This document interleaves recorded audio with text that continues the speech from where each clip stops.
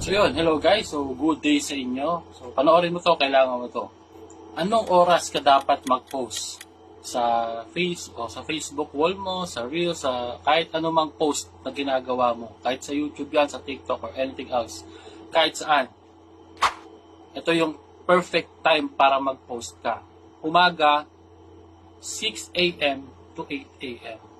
Bakit 6 a.m. to 8 a.m.? Kasi yan yung time nakakagising ng mga trabahante na magre-ready pa lang bago sila habang nagkakape, nagsiselfone, nag-scroll. So, possible na mapanood nila yung mga video na na-upload mo. Pangalawa,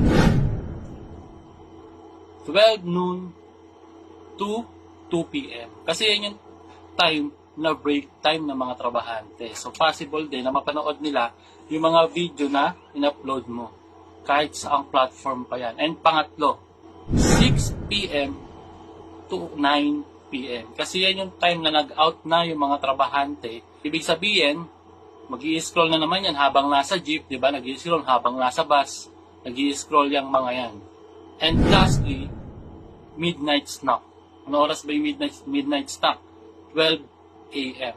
So yan kasi yung time na mga nagpapaantok na sila.